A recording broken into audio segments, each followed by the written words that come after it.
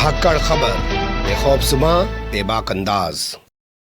धाकड़ खबर में आपका स्वागत है। मैं आपके साथ हूं अकरम रईस खान। वैश्विक हलचल, जी हां, वैश्विक हलचल का वो ताजा बुलेटिन लेकर एक बार फिर से आपके सामने हाजिर हो चुके हैं, जिसमें बात करते हैं देश, दुनिया ही नहीं, गाजा, फिलिस्तीन, इजराइल और ईरान से जुड़ी हुई कुछ खास खबरों की, क्योंकि ये इलाका इस वक्त पूरी दुनिया में चर्चा का विषय बना हुआ है।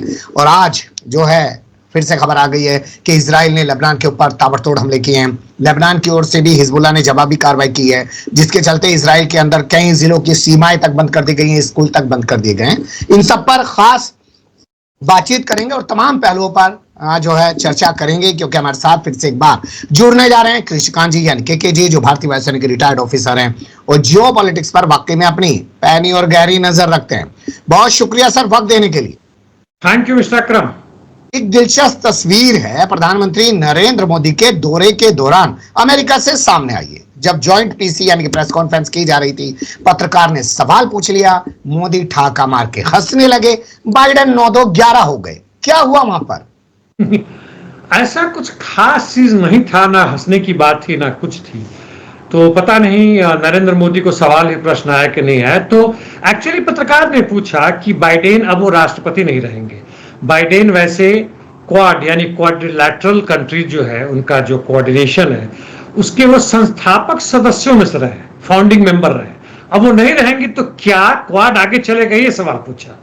अब इस पे हंसने की बात हो तो ठीक है, उन्होंने कहा कि हाँ रहेगा, ऐसा जवाब दिया, या मोदी के कंधे पर हाथ रखा और ढूंढ रहे थे।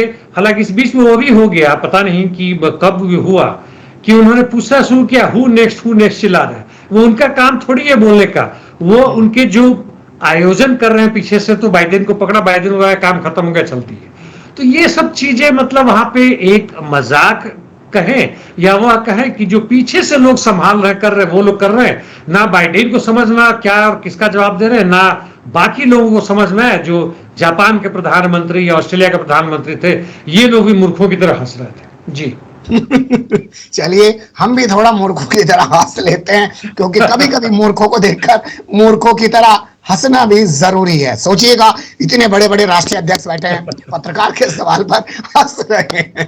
खैर, अगली खबर भी यहीं से है। कह रहे हैं क्वाड ना चाइना के खिलाफ बड़ा सख्त हो गया है। इस बार जो स्टेटमेंट जारी की गई है उसमें बड़े कड़े शब्दों का प्रयोग किया गया है। तो क्या सब चाइना से खुन्नस निकाल रहे हैं? अब कोशिश इनकी है, जिस तरह से नेटो है और ईस्टर्न यूरोप में अभी हालांकि कहने के लिए कुछ समय से, कुछ हफ्ते से कुर्स्क में या महीने भर से कुर्स्क में यूक्रेनियन आर्मी चली गई है, लेकिन इनका कुछ खास चल नहीं रहा है रूस के सामने। अब इनको नजर आ रहा है साउथ एशिया या इससे जुटे हुए लोग, क्योंकि मिडिल ईस्ट में भी, या तकरीबन या वेस्ट एशिया में भी इनका कुछ खास नहीं चल रहा। जो भी युद्ध चल रहा है उस पर हम चर्चा भी करेंगे। तो यहाँ पे क्वाड है, 5 जिसकी मैं हमेशा बात करता रहा, वो सब है, बाकी सब हैं यूएस यूके और जो मिलके इन्होंने बनाया हुआ है ऑस्ट्रेलिया के साथ, वो सब है ऑकस। यहाँ पे ये लोग नेटो का एक नया रूप, इंडिपेंडेंट रूप देना चाहते हैं, जिसमें ये चारों तो ही है, संभवतः कोशिश करेंगे कि और भी 1-2 देश जैसे बहरीन, छोटे मोटे देश हैं, उनको लाए, क्योंकि उनके पैसे चाहिए आर्म्स ऑर्गेनाइजेशंस बनाने के लिए, आगे बढ़ाने के लिए इनको पैसे चाहिए, और ये पैसे इन देशों से आएंगे। फिलीपींस है, उससे पैसे लेंगे, न्यूजीलैंड है जो बड़ा न्यूट्रल होने की कोशिश करता है, वहां भी इस तरह की सत्ता ले आएंगे जो इनके पीछे पीछे पड़ेंगे। तो यही इनकी कोशिश है, चीन के अगेंस्ट में आंख दिखाएं या कुछ भी करें, कोई अंतर खास नहीं पड़ने वाला है। ट्रेड वार ऑलरेडी बहुत जबरदस्त जारी है। G7 के किसी भी उसके समिट की यदि आप मिनट्स ऑफ द मीटिंग देख ले तो चीन के खिलाफ ये लोग आग उगलते नजर आते हैं। जी, भारत में मौजूद अंधभक्तों के हवाले से बात करते हैं। मोदी जिस प्रेस कॉन्फ्रेंस में बैठे हैं, वहां से चाइना के खिलाफ कड़े शब्दों का प्रयोग किया गया। तो विश्व गुरु ने चाइना को हिला दिया अमेरिका में जाकर। चीन को यदि हिला दिया, कुछ हो गया, यहाँ का जो भाषा है, मैं देख रहा था कि मैंने लिखा है कई मीडिया में जो आया है, मोदी बाइडेन से गले मिले और चीन पाकिस्तान की नींद हराम, है ना, और उनके तोते उड़ गए, उनको समझ नहीं आ रहा क्या करें। अजीब व गरीब हालत है। चीन पाकिस्तान क्या कोई आदमी है? क्या वहां के जो टॉप मिलिट्री मैन है, क्या सही में उनका नींद हराम होगा? बिल्कुल नहीं। वो चीन पाकिस्तान का ही वो प्रधानमंत्री वहां पहुंचा हुआ है। चीन के राष्ट्रपति थोड़ा सा 2% की भी अपनी तरफ से कर दे कि भैया पूरे ट्रेड में जो अमेरिका के साथ चल रहा है हम तुम्हारे साथ हैं, 2% दे दे, देखिए बाइडेन झुक के पहुंच जाएगा यहाँ पे। कोई अंतर नहीं पड़ता, यहाँ सारा का सारा धंधा का पे आधारित है, कोई अंतर नहीं पड़ता। यहाँ कहाँ जा रहे हैं, नहीं जा रहे हैं, क्वाड की कोई हैसियत नहीं बनती, कोई औकात नहीं बनती। अगले 20-25 साल में भले ही कुछ हो, चीन अभी बहुत आगे बढ़ चुका है इस मामले में, और चीन, रशिया, नॉर्थ कोरिया वगैरह वगैरह ये इनके 50 देशों के बराबर में आ रहे हैं। तो ये अंधभक्त एक्चुअली जो मीडिया है, जो बड़े नेता, उनको पता है इन अंधभक्तों को कैसे और अपने गिरफ्त रखा जाए, ऐसा नहीं उसे निकल के भागना शुरू कर दे कि क्या मजाक कर रहे हो। उसकी पूरी इनकी कोशिश रहती है कि ताकि जब तक तुम एक जुमला से निकलो तब तक 3-4 जुमले तुम्हारे सर के ऊपर और लाके पटका जाए हथौड़े के साथ। वह कार्रवाई जारी है। जी बिल्कुल सही। आजकल आप देख रहे होंगे बहुत सारे पत्रकार आ गए हैं जो ये बताने की कोशिश कर रहे हैं कि किस किस नेता के, एस जयशंकर का बेटा भी विदेश में रह रहा है, डोभाल का बेटा कहाँ कारोबार कर रहा है, लेकिन यहाँ जो गरीब गुरबा के बेटे हैं उन्हें कहा जा रहा है हिंदू राष्ट्र बनाना है और यहीं पे रहना है। तो भाई जब हिंदू राष्ट्र बन रहा है तुम अपने बच्चों को वहां क्यों भेज रहे हो? एक सवाल यहाँ पे मैं ये उठाना चाहता हूं, आपने कहा कि नींद हराम हो गई, तो क्या नींद हराम होने से परेशान पाकिस्तान के प्रधानमंत्री को अमेरिका ने बुला लिया है, आजा बाबू तुझे झप्पी देते हैं? आपने बहुत सही कहा, बांग्लादेश के भी प्रधानमंत्री से मिलने वाले हैं। और स्थिति ये है कि अमेरिका की चौधराहट है। अमेरिका वास्तव में मिलिट्री के रूप से, इकोनॉमिक रूप से जो भी उसका हालत खस्ता हो, लेकिन फिर भी कहीं ना कहीं से घुस के प्रवेश करके डॉलर का वो छपवा के जो भी है दुनिया में एक तरह से उसने कब्जा किया हुआ है। उसने खुलेआम भी कहता है हम नहीं तो फिर को और। यदि हम इस दुनिया के नेता नहीं हैं, दुनिया में हर जगह चौधराहट ना करें, अपने मिलिट्री बेस के डेमोक्रेसी ना लाएं, तो दुनिया तो बर्बाद हो जाएगा। यह तो खुलेआम कहते हैं, बाइडेन भी कहता है, जो दूसरे विपक्ष हैं ट्रंप भी कहता हो, तो और भी अधिक मजबूत बनाना चाहता है। और वहां पे हमारे जैसे छोटे छोटे लोग, Pakistan, Bangladesh, Australia, Germany, France, जितने लोग हैं, कुछ छोड़ दे वहां पे, तो जाके वहां पे जी हुजूरी करते हैं और कुछ नहीं। और यदि यह बात जब तक तुम्हें समझ नहीं आएगा तब तक जियो पॉलिटिक्स यानी पूरे विश्व की जो राजनीति है, जो आर्थिक स्थिति है, जो पॉलिटिकल इकोनॉमी है, वह तुम बिल्कुल नहीं समझते हो। तुम डैश थे, डैश ही रहोगे। अब जो कह लें, हम ऑस्ट्रेलिया की बात ले लें तो वहां के महान जो विद्वान हो तो उनको उल्लू कहा जाता है। चलो तुम ऑस्ट्रेलिया के महान आदमी हो, जिस तरीके से तुम समझो। जी ठीक है, लेकिन अब मैं देख रहा था मीडिया में, जब तमाम चीजें सर्च कर रहा था, तो पाकिस्तान हो या बांग्लादेश हो, बांग्लादेश वाले तो बड़े खुश हैं कि साहब 3 साल में, यानी कि 3 दशकों में ऐतिहासिक मुलाकात होने जा रही है बांग्लादेश और अमेरिकी राष्ट्रपति की। और पाकिस्तान वाले भी बड़े खुश हो रहे हैं कि हमारे वाला भी अमेरिका गया हुआ है। ये बांग्लादेश के राष्ट्रपति नहीं, प्रधानमंत्री या चीफ एडवाइजर जो भी हो, वो मिलेंगे, भारत के प्रधानमंत्री से नहीं मिलेंगे। वैसे बाय द वे बहुत सारे प्रधानमंत्री, राष्ट्रपति अभी न्यूयॉर्क यानी अमेरिका पहुंच रहे हैं।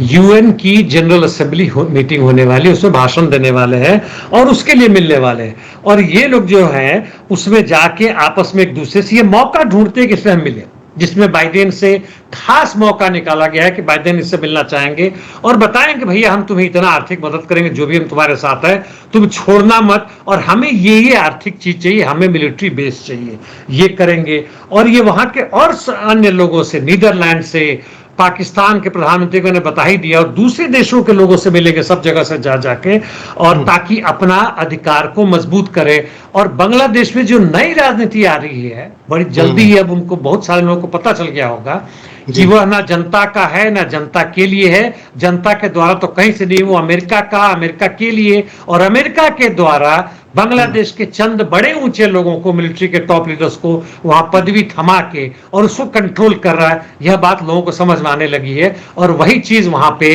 उसको खुलेआम रूप से एक थोड़े से पीछे हटा के पार्श्व में किया जाएगा, जिसमें भारत के भी प्रधानमंत्री भाग के गए हुए मिलके गलबहियां कर रहे हैं और बाकी लोग कर रहे हैं। जी, क्या जिस तरह से बंदर सांप की तरह साथ करता है, पहले उसको पुचकारता है, फिर रगड़ता है, फिर पुचकारता है, अमेरिका भी वैसे ही कर रहा है। एक तरफ प्रधानमंत्री नरेंद्र मोदी की मेजबानी की जा रही है, दूसरी तरफ पन्नू वाले मामले में बताया जा रहा है डोभाल के खिलाफ कोई सम्मन या वारंट कोई जारी किया जा रहा है पूछताछ के लिए। हाँ, वह चीज होने वाला है। और वहां के सिक्योरिटी ऑफिसर जो भी थे अपने उन्होंने हेडक्वार्टर में बुलाया, पन्नू के मामले से जो भी लोग हैं, जो वहाँ के मतलब मेन सिख लीडर हैं, उन सबों को बुलाया और उनसे बातें की। यह कहे तो अमेरिका में पहली बार हुआ है कि टॉप सिक्योरिटी ऑफिसर जो है इनको बुलाकर अपने ऑफिस से मिले हैं, और खासकर उस समय जबकि भारत के प्रधानमंत्री पहुंचने वाले थे। यानी जो ही आपने लगाया कि हम गले मिले, ये मिले, वो सब ठीक है, लेकिन पीछे से आपकी धरती को हटा दिया गया, वहां गड्ढा खोद दिया गया। और इन लोगों ने कहा है, जो सिख के सेपरेटिस्ट हैं, जो लोग हैं, कि हमें यह आश्वासन दिया गया है कि हमारे लोगों की सुरक्षा अमेरिका करेगा। यानी अमेरिका हमारा माई बाप है, उनके लिए भी, हमारे लिए भी, हमारे विपक्षों के लिए भी, दोनों तरफ से उन्हीं के माई बाप है।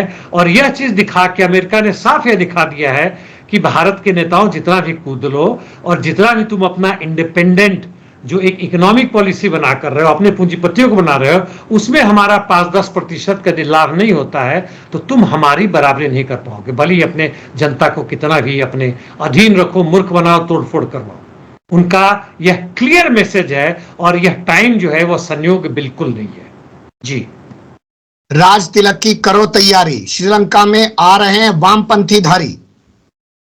ये वामपंथी तो हैं, ठीक है, अपने आप को मार्क्सवादी कहते हैं, शायद ट्रॉट्स्कीइट भी है, पिछले आंदोलन में थे, ये लोग कहीं ना कहीं से सत्ता में रहे हैं, तोड़ जोड़ के जैसे भी हो, और इनके साथ भी हैं। इनका 51-52% ऐसे आया है, वहां के संविधान के हिसाब से 50 से कम होता तो दोबारा चुनाव होता, कई देशों में ऐसा हुआ है, तो ये तो राष्ट्रपति बन जाएंगे। और इनका मुख्य मुद्दा क्या है कि जनता के ऊपर टैक्स कम लगाएंगे, यानी पूंजीपतियों से वो सब लगाएंगे। जो हमारा 2 बिलियन या 3 बिलियन डॉलर का जो कर्ज है वो अभी काफी घटा, उसको कंट्रोल में करने की कोशिश करेंगे। महंगाई को कंट्रोल में करेंगे, जो महंगाई ऑलरेडी, चूंकि जनता के पास पैसे नहीं थे खरीदने के, इसलिए महंगाई ऑलरेडी घट चुका है, जनता के लिए करेंगे। यानी कुल मिलाकर वहां की जो पूंजीवादी सत्ता है, जो बुर्जुआजी है, उसमें छेड़खानी नहीं करेंगे, थोड़ा सा जनता को देंगे। वही बात है कि कांग्रेस से थोड़ा और लेफ्ट में चले गए, जो हमारे इंडियन कांग्रेस है या आम आदमी पार्टी जो शुरुआती बात करती थी, या तथाकथित रूप से सोशल डेमोक्रेट्स जो नॉर्वे वगैरह उन देशों में, स्वीडन वगैरह वो करेंगे, या कहीं से भी मतलब कम्युनिस्ट पार्टी नहीं है, ना मार्क्सवादी है जो इनके पीछे जड़ा जा रहा है। जी, क्या ये राजपक्षे और सिंघे परिवार की राजनीति का अंत है, या जो आप पूंजीवाद शब्द इस्तेमाल करते हैं, उन पूंजीवादियों ने सोचा कि इस बार जो है इन दोनों को छोड़ के किसी तीसरे घोड़े पे दांव लगाते हैं? अब चूंकि जनता का रोष बहुत जबरदस्त था, उन्होंने विद्रोह किया था, और जनता का रोष को शांत करने के लिए इन लोगों ने जितने भी किया, जो हारे भी है, उन्होंने कहा कि भाई जनता उनको चुना, हम मानते हैं, कोई उपाय नहीं है, मिलिट्री में इंटरवीन नहीं करे कि भैया तुम भी अपना कर लो, जनता के रोष को खत्म होने दो। जो भी एकता उन्होंने दिखाई थी, वह बादल होता है जो जम के ऊपर आता है और जबरदस्त तड़तड़ाता है, गरजता है, उसका इस्तेमाल आप कर सके तो करें, नहीं तो 2-4 घंटों में। हमारी जो आंदोलन है वह पहले 2-4 हफ्तों में, कई जगह 2-4 महीने भी चल सकते हैं, जैसे फ्रांस में या लैटिन अमेरिका के कई देशों में चला गया, हांगकांग में चला था, 6-6 महीना तक चला था। लेकिन उसे टूटना, खत्म होना, या तो उसका रास्ता एक सही में पूरे व्यवस्था को बदलने का होगा, नहीं तो अति दक्षिण पंथियों की तरफ चला जाता है, वह चीज नजर आ रहा है। तो यही चीज यहाँ पे हुआ है, और पूंजीपतियों को मालूम है कि हमारे सेहत में कोई अंतर नहीं पड़ेगा, अभी प्रॉफिट रेट कम है, थोड़ी दिन धैर्य रखो और देखो, फिर हमारी सत्ता हम ही है, अभी भी हम ही लोग हैं। जी, नतीजे आने के दौरान कर्फ्यू क्यों लगा दिया गया वहां पे सर? कर्फ्यू तो एक इसलिए था कि जश्न मनाने के लिए लोग निकलेंगे और विपक्षों को करेंगे, हो सकता है कुछ बड़े बड़े दुकानों, बड़े बड़े चीजें उसको भी लूटे, तो उनकी तो सुरक्षा करनी है ना। ग्रीस के इतिहास को, जब ग्रीस क्राइसिस हुआ था तो किस तरह से हुआ था, किस तरह से वामपंथ जीत के आया था। उन्होंने कहा था कि जितने भी हमारे कर्ज है, यूरोपियन यूनियन, वर्ल्ड उसका बैंक का और IMF का हम नहीं देंगे, और हम जनता का ये करेंगे, वो करेंगे। आने के 24 घंटा और के बाद 48 घंटा के पहले जो राष्ट्रपति बने, सिरिसा जो है नाम था, भूल रहा, उन्होंने कहा कि नहीं, वो तो हमें कर्ज देना ही पड़ेगा और जनता के लिए वो बर्दाश्त करना पड़ेगा। मतलब गिरगिट भी शर्मा आ जाए इनके सामने। जी, चलिए, जनता के लिए बर्दाश्त करना पड़ेगा, तभी लगता है फ्रांस के राष्ट्रपति इमैनुअल मैक्रों ने वहां की दक्षिणपंथी सरकार को सत्ता में बैठा दिया है। कई महीने से मामला चल रहा था अधर में। हाँ, 2-3 महीने हो गए थे, मामला चल रहा था, वामपंथी बड़े खुश थे हम जीते थे, जनता भी बड़ी खुश थे हम जीते थे।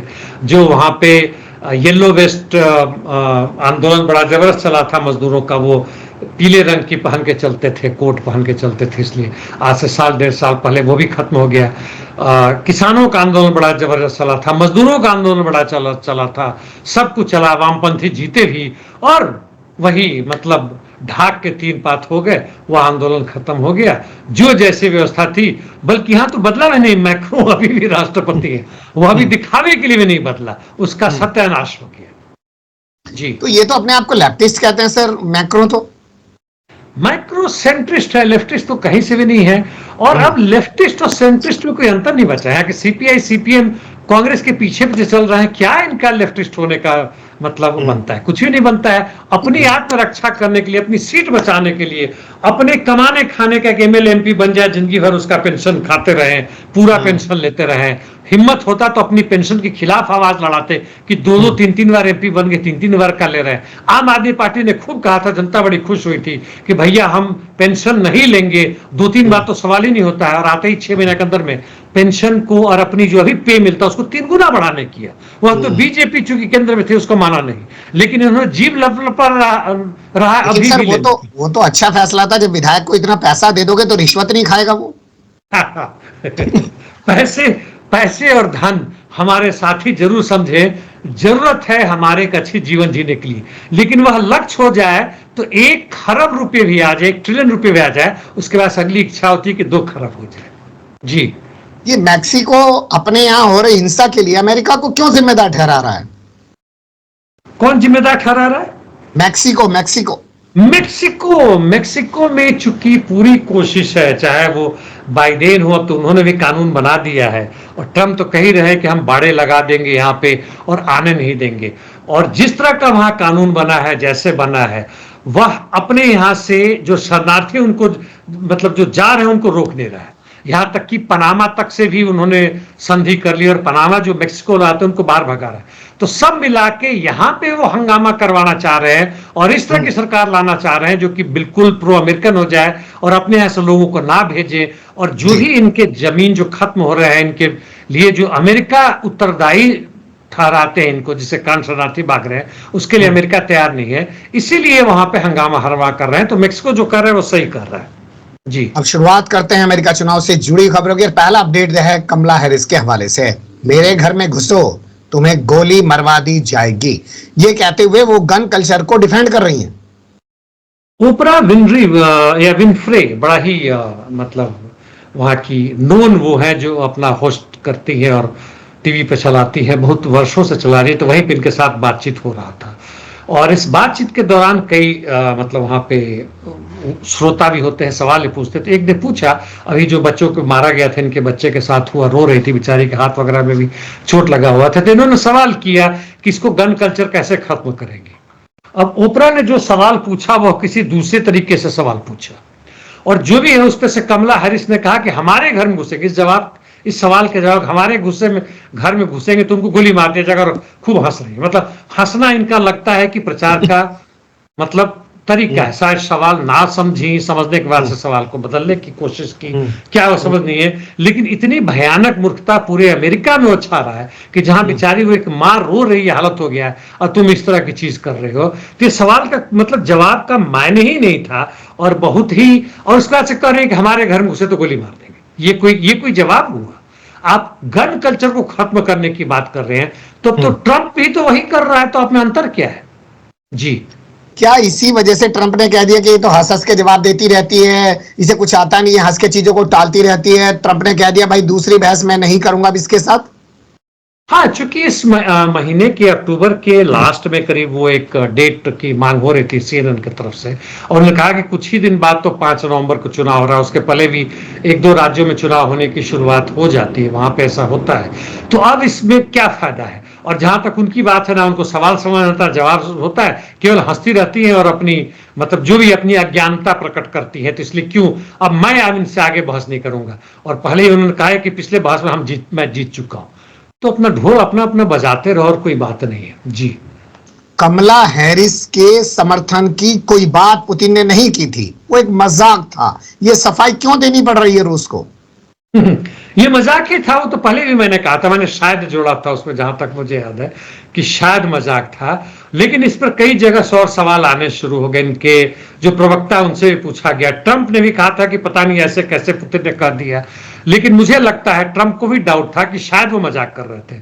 तो अंततः इन्होंने क्लैरिफाई कर दिया कि इनके कारण कोई जीते हारे ना हो, कि भाई पुतिन मजाक कर रहे थे और कोई बात नहीं है।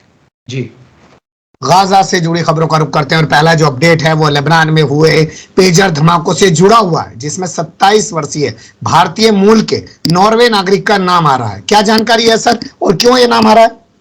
ये नॉर्वे नागरिक का तो है ही है, और ये नॉर्वे जो नागरिक हैं ये आधा मतलब इंडियन भी है, यहाँ जाके बसे हुए केरला के रहने वाले हैं। और इनका परिवार देखिए तो माँ बाप तो साधारण थे, लेकिन खुद वहां पे है, भाई शायद इंग्लैंड में है, बहन इनकी आयरलैंड वगैरह में कहीं, मतलब ये लोगों ने पढ़ाई की है, अच्छी की है, वहां पे की है। और इन्होंने अपना एक कंपनी खोला था। ये कंपनी पेजर्स बनाने का नहीं था, बल्कि डिस्ट्रीब्यूशन का था।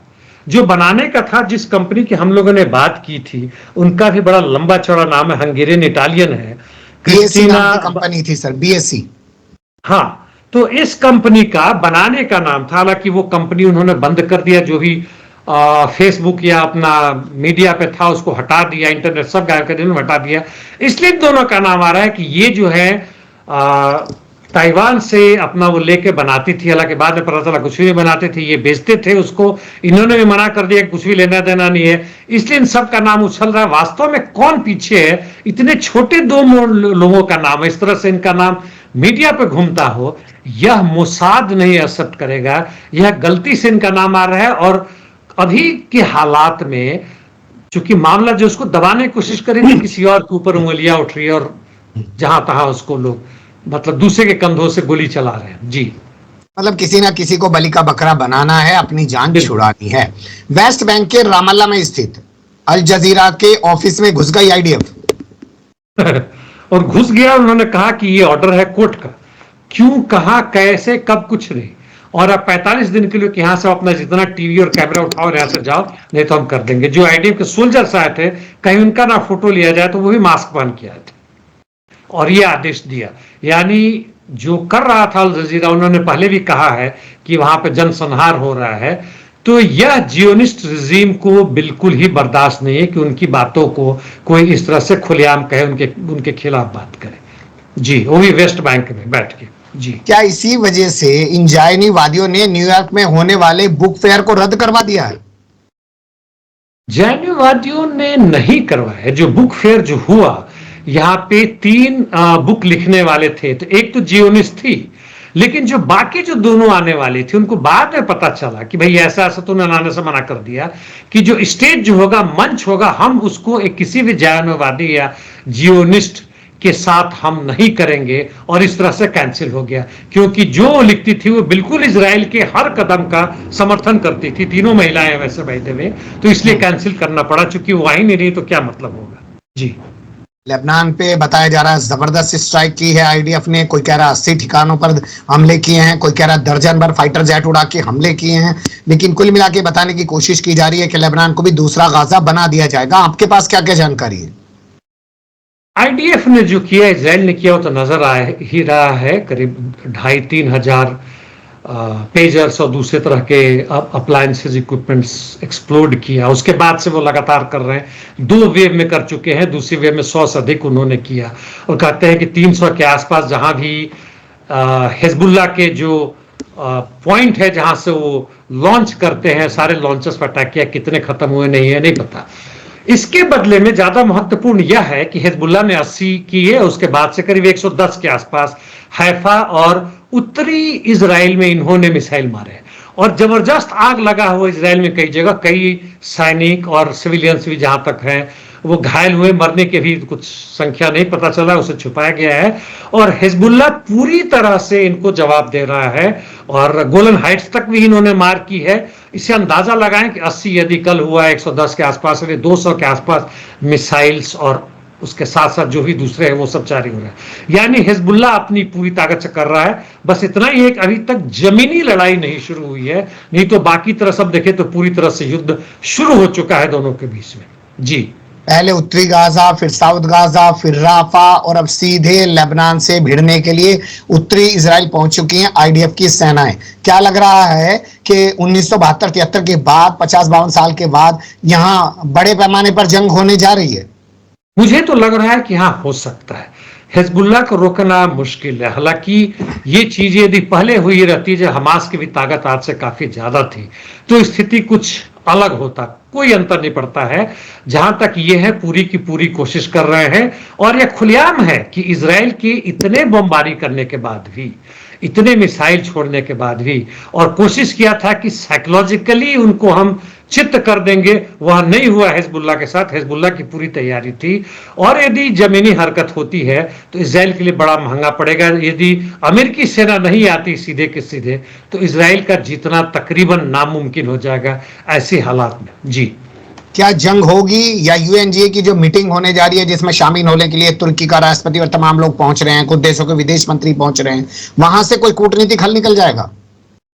कूटनीतिक हल की जहां तक बात है, अमेरिका अभी हफ्ते भर पहले तक कर रहा था कि हम लोग बहुत नजदीक हैं एक शांति के लिए, युद्ध विराम के लिए। अब उन लोगों ने कहा कि नहीं, अब युद्ध विराम से बहुत दूर चले गए।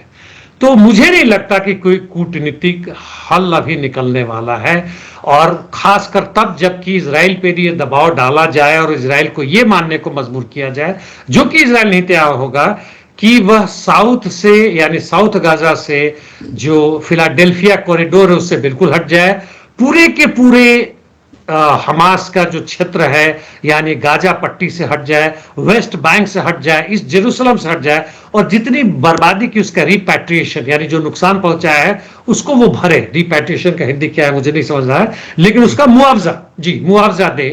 तो ये मुझे नहीं लगता कि इजराइल कहीं से तैयार होगा इसके लिए। यदि हो जाता है तो निश्चित रूप से युद्ध नहीं होगा। जी, ब्रिटिश वामपंथी के साथ क्या कर रहा है इजराइल सर? ब्रिटिश वामपंथी बेचारा लड़का, ये पता नहीं 25 साल का होगा और पहले भी इजराइल आ चुका है। वह कहने के लिए वैसे यहूदी है और आया था, उसकी गर्लफ्रेंड भी है इजराइल से और दोनों शादी करके वहां बसना चाहता था। इस बार आया तो उसने कहा कि मैं इजराइल की नागरिकता लूंगा, और कोई भी यहूदी यदि जाकर बसना चाहता है तो बड़ा आसान तरीका अप्लाई करे हो जाता है। लेकिन इसी बीच में वेस्ट बैंक को गया और देखा कि किस तरह से फिलिस्तीन के ऊपर अन्याय हो रहा है। जो जुलूस चल रहा था वो भी जुलूस में शामिल हो गया, और इसके बाद से आप समझ लीजिए कि इजराइल के लिए यहूदी से मतलब नहीं है।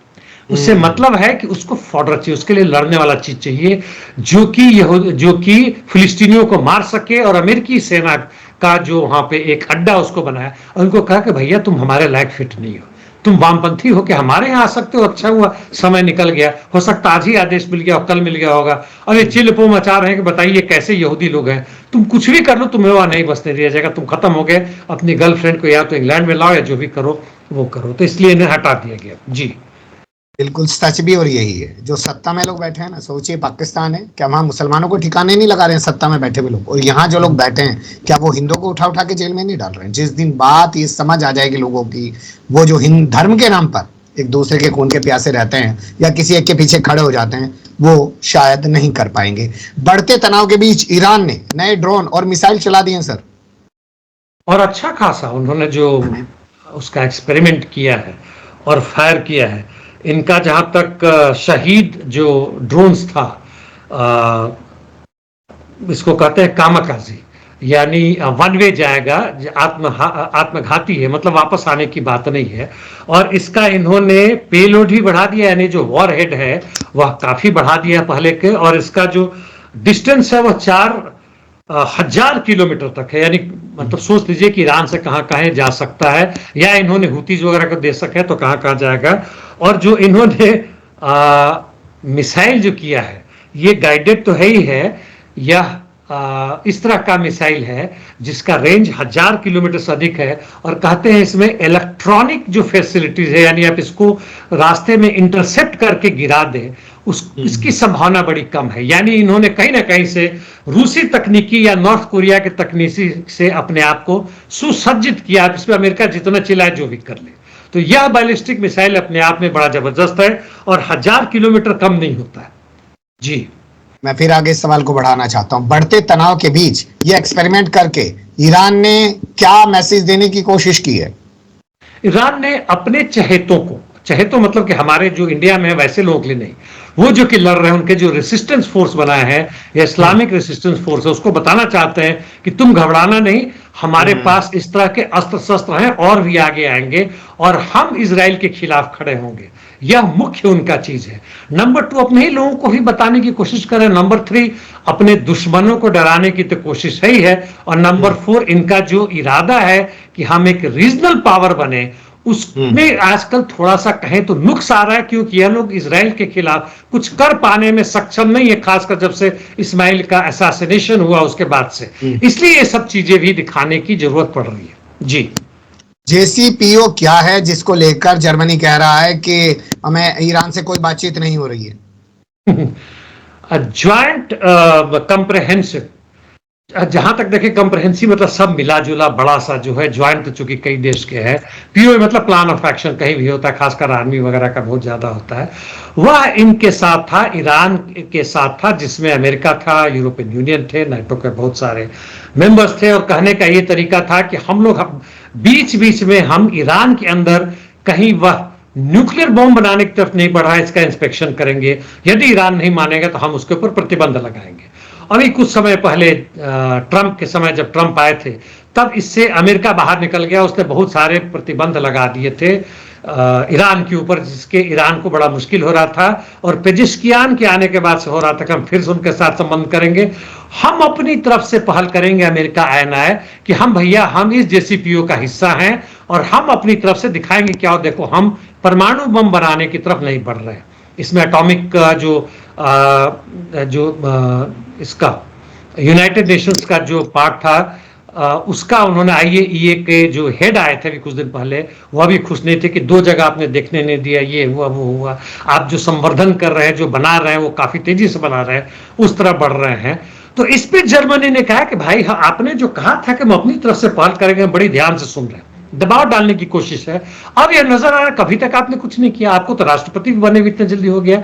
मतलब एक तरफ जो दबाव डाल रहे हैं ईरान पे, दूसरी तरफ कोशिश कर रहे हैं कि ईरान के अंदर और मतभेद को तेज करें, यानी वहां के जो रिलीजियस लीडर है वर्सेस जो पॉलिटिकल लीडर है उनके बीच में करें। और नेचुरली जर्मनी को भी दिखाना है, चूंकि उनके दक्षिणपंथी बढ़ रहे हैं, अपने जनता को कि नहीं भैया हम दबाव डाले हुए ईरान पे, हम उसको एटॉमिक बम नहीं बना देंगे, चूंकि वो खुद न्यूक्लियर पावर के नहीं है, उनके पास नहीं है। इसलिए सारी बातें हो रही हैं, कोई खास दम नहीं है जो लोग बकवास कर रहे हैं। जी बिल्कुल आप सही कह रहे हैं, लेकिन कुछ चीजें बकवास करने के लिए भी चाहिए ताकि मीडिया को मसाला मिलता रहे और सोशल मीडिया को भी कुछ ना कुछ मिलता रहे और नेता भी अपनी जनता को वो बताता रहे कि देखो कैसे मोदी के हंसने के बाद बाइडेन उठकर भाग गया प्रेस कॉन्फ्रेंस से।